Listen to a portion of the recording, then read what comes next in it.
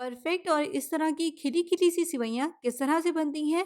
आज की इस वीडियो में मैं आपके साथ वो सारे टिप्स और ट्रिक्स शेयर करूँगी सिवैयों की एक बेहतरीन सी रेसिपी के साथ।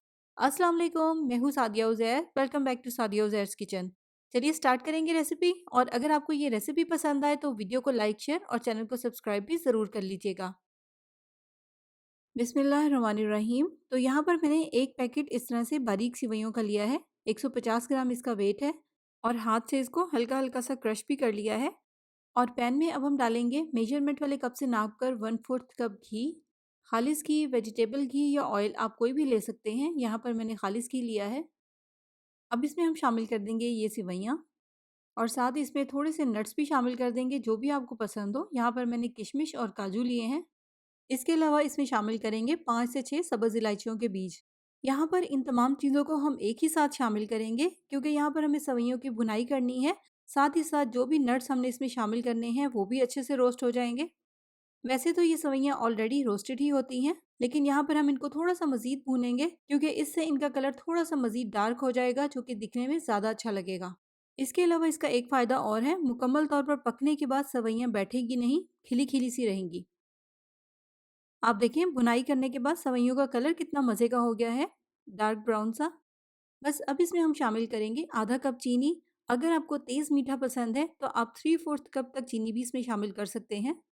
अब एक बार सेवइयों में चीनी को अच्छे से मिक्स कर लेंगे और जब चीनी इस तरह से सेवइयों के साथ थोड़ी-सी मिक्स हो जाएगी तो फिर इसमें हम शामिल करेंगे 3/4 कप यानी कि पौना कप पानी।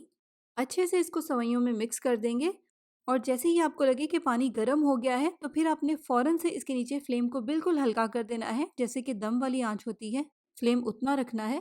अगर इस पॉइंट पर फ्लेम तेज़ होगा तो पानी डालते ही एकदम से सारा पानी ड्राई हो जाएगा, जिसकी वजह से सेवइयाँ बिल्कुल कच्ची या सख्त रह जाएँगी। इसलिए जैसे ही आपको लगे कि पानी गर्म हो गया है तो फ़ौरन से इसके नीचे फ्लेम को हल्का कर दें, अच्छे से मिक्स करें और कवर करके इसको बिल्कुल हल्की आँच पर यानी कि दम वाली आँच पर 3 से 4 मिनट के लिए पकने दें।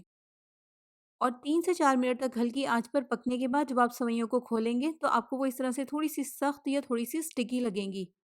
अब यहाँ पर भी आपने ये काम फ़ौरन और क्विक करना है। जैसे ही आप सेवइयों को खोलें, ढक्कन हटाने के बाद आपने इसके नीचे फ्लेम को ऑफ कर देना है। एक बार इसको मिक्स करें और साथ ही इसमें 1/4 कप गरम दूध शामिल कर दें।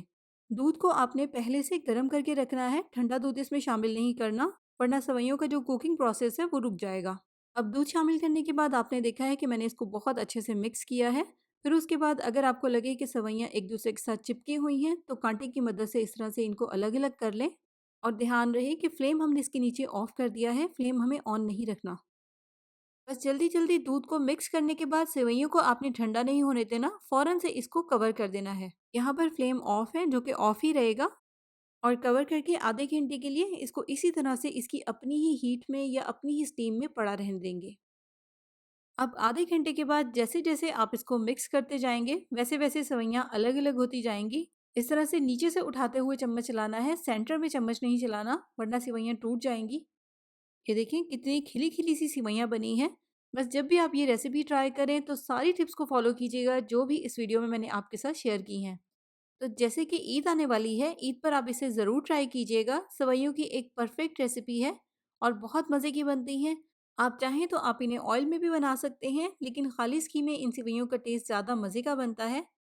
तो जाते-जाते वीडियो को लाइक, शेयर, चैनल को सब्सक्राइब करना बिल्कुल मत भूलिएगा। अपना बहुत सा ख्याल रखिएगा, दुआओं में याद रखिएगा। Thank you for watching. अल्लाह हाफ़िज़।